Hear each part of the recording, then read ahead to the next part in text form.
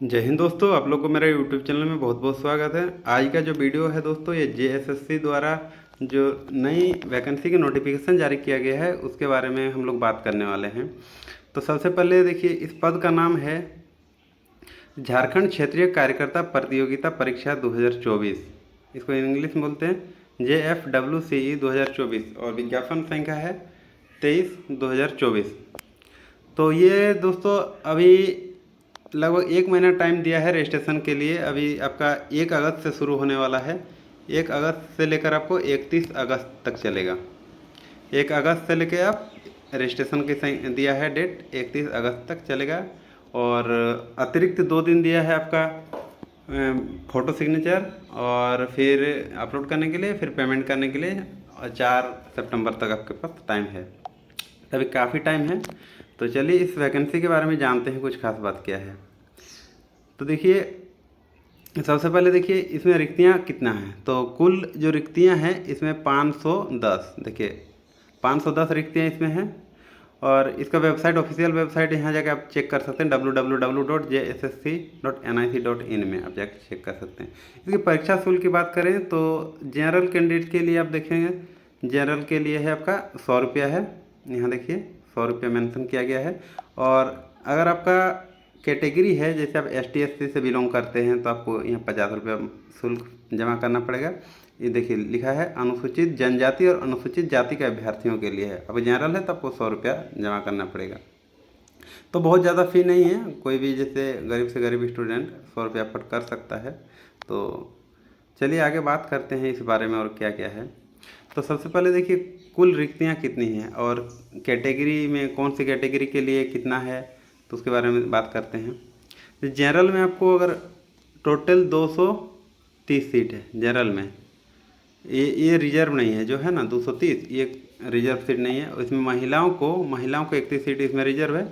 और अगर अनुसूचित जनजाति यानी ST की बात करते हैं तो ST कैंडिडेट के लिए 133 में देखिए 3 जो है आदिम जनजाति के लिए है। आदिम जनजाति के लिए यहाँ 3 सीट रिजर्व है और इसमें कुल 133 सीट है। और अगर अलग से महिला जो ST कैंडिडेट से बिलोंग करती है उनको 7 सीट अलग से दिया गया है। ये देखिए यहाँ पर दिया हुआ।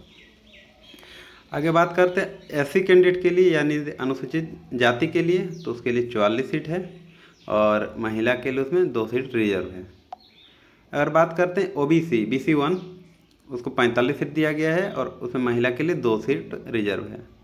इस प्रकार BC2 के लिए 7 है, महिला के लिए कोई नहीं है। और EWS जो आर्थिक रूप से कमजोर वर्ग है उनके लिए 51 सीट निर्धारित किया गया है और उसमें 3 सीट महिलाओं के लिए रिजर्व है। तो ये हुई बात सीट के बंटवारा के हिसाब से। दोस्तों अब आगे बढ़ते हैं। देखिए इसमें न्यूनतम जो आपकी एजुकेशन मांगा गया है 10th पास। ये 10th पास से आपका न्यूनतम क्वालिफिकेशन 10th पास होना जरूरी है, तभी आप इस फॉर्म को अप्लाई कर सकते हैं। और इसमें पे लेवल देखिए दोस्तों, लेवल 1 के हिसाब से दिए गए 18,000 से लेकर आपका 56,900। तो काफ़ी अच्छा मतलब आपका वेतन बनने वाला है 10th लेवल के हिसाब से। और खेल का अगर आपके पास सर्टिफिकेट है तो आपको कुछ छूट मिलता है उसमें। खेल कुछ सभी खेल के लिए नहीं, जैसे ओलंपिक फेडरेशन द्वारा आयोजित राष्ट्रीय स्तर के कोई प्रतियोगिता में अगर आपका उपलब्धि है झारखंड ओलंपिक, तो ये सब देख लीजिएगा। ये सब सबके लिए नहीं है, जो लोग स्पोर्ट कोटा से आते हैं उन लोग के लिए है ये बात। आगे बढ़ते हैं। तो चलिए न्यूनतम एज की जो आपकी गणना होगी, एज की गणना होगी आपका 1/8/2024 से लेकर, ठीक है। तो देखिए उसमें न्यूनतम उम्र आपका 18 वर्ष होना अनिवार्य है। 18 वर्ष से कम उम्र के कैंडिडेट इसमें अप्लाई नहीं कर सकते हैं। अगर आप जनरल में हैं और अनारक्षित, मतलब जनरल में है और आर्थिक रूप से कमजोर यानी EWS का कैंडिडेट 35 साल तक आप अप्लाई कर सकते हो। आपका अधिकतम उम्र अगर 35 साल है तो अप्लाई कर सकते हैं। अगर आप EWS में पुरुष में हैं या फिर BC1 और BC2 पुरुष के लिए है 37 साल अधिकतम उम्र। और जो ये महिला है पिछड़ा वर्ग महिला कैंडिडेट के लिए, तो उसके लिए भी देखिए BC1 BC2 EWS सबके लिए है 38 वर्ष अधिकतम। और ST SC के लिए पुरुष और महिला के लिए 40 वर्ष रखा गया है। तो काफ़ी उम्र है। आप लोग 18 साल से जितने भी ज़्यादा हैं, अधिकतम 36, 37, 38 साल अपना कैटेगरी हिसाब से देख लीजिएगा अप्लाई करने के लिए। अगर है कि नहीं आप एलिजिबल, तो यहाँ सब देख सकते हैं। दूसरी बात, आगे बढ़ते हैं दोस्तों। चलिए देखते हैं क्या खास है इसमें। हाँ, इसमें एक खास बात है, अगर आप हैंडीकेप कैंडिडेट यानी दिव्यांग अगर आप कैंडिडेट है कोई, तो उनके लिए परीक्षा में अतिरिक्त 20 मिनट का समय आपको दिया जाता है। और आपके हेल्प के लिए, यानी अगर आप 40% से ज़्यादा आप डिजेबल है, तो आपको एक स्क्राइबर की सुविधा दी जाएगी। स्क्राइबर क्या होता है? स्क्राइब क्या होता है?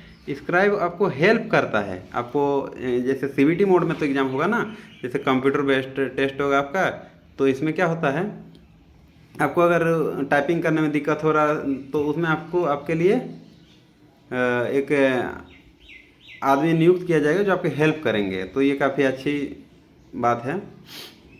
तो आगे बढ़ते हैं, देखते हैं क्या है आपके पास। जैसे जाति प्रमाण पत्र वगैरह, डॉक्यूमेंट्स वगैरह के बारे में बताया गया है, कब से कब तक के बीच का होना चाहिए। तो जो अंचल अधिकारी के स्तर पर ही वो मान्य होगा, अगर आप दूसरा जगह से बनाते हैं मान्य नहीं होगा। चलिए आगे बात करते हैं।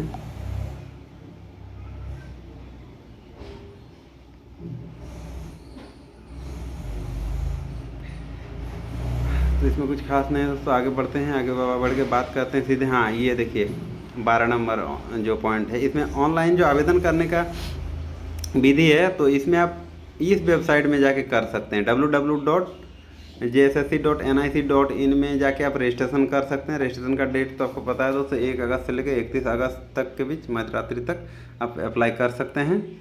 ये आपका वेबसाइट है, लिख लीजिए। और एक ख़ास बात है इसमें, चलिए आपको दिखाते हैं। देखिए यहाँ पर दिया हुआ है रजिस्ट्रेशन करने का डेट, यहाँ पर है 1 अगस्त से लेकर 31 अगस्त तक। देखिए परीक्षा शुल्क जो है, परीक्षा शुल्क आप 2 सितंबर में कर सकते हैं मध्यरात्रि तक। और फ़ोटो अपलोड करने का है आपका 4 सितंबर तक, तो डेट दिया हुआ है। ये डेट आप लोग याद रखिएगा। और बाद में अगर किस प्रकार की त्रुटि होती है, तो उसके लिए बाद में सुधार के लिए भी डेट दिया जाएगा, तो आपको फिर वो बताया जाएगा परीक्षा शुल्क जमा करने का। तो ये सब चलिए सब तो लोगों को पता होगा। यहाँ देखिए, आयोग द्वारा सीबीटी मोड पर परीक्षा आधारित होगी, यानी कंप्यूटर बेस्ड टेस्ट होगा। इसमें आप कॉपी में नहीं भर सकते हैं। तो ये सिर्फ आपको सीधे जाके कंप्यूटर में बैठना है और वहाँ टेस्ट देना है आपका। अगर मुख्य सिलेबस, तो परीक्षा की बात करते हैं दोस्तों, एक ही परीक्षा होगा, एक ही परीक्षा में 3 पेपर होगा। तो चल देखते हैं, इसके बारे में थोड़ा बात करते हैं, परीक्षा के बारे में, उसके सिलेबस के बारे में बात करेंगे जल्दी जल्दी में। चलिए बात करते हैं। तो आपको पता है एक जो क्वेश्चन होता है ये 3 नंबर का होता है।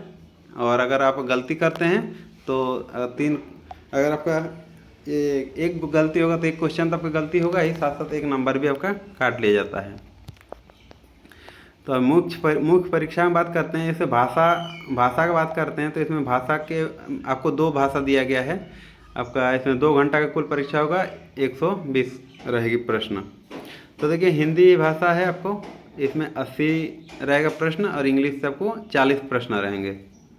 और द्वितीय भाषा में देखिए, जिसको हिंदी है, अंग्रेजी है, उर्दू है, आपका संथाली है, ये सब बंगला, मुंडारी, ये सब सारे, कुरमाली, खोटा, नागपुरी, पंचवर्गनीय। तो इसमें से आपको द्वितीय भाषा सेलेक्ट करना है। आपको जो भाषा कंफर्टेबल लगे उस हिसाब से सेकंड पेपर आपको सेलेक्ट करना है। और थर्ड पेपर आपका जो तीसरा पेपर है, इसमें देखिए ये अनिवार्य है आपका, ये हर परीक्षा में होगा। आपको झारखंड सामान्य ज्ञान से आपको 40 प्रश्न पूछा जाएगा आपका। झारखंड सामान्य ज्ञान से आपको 50 प्रश्न पूछा जाएगा।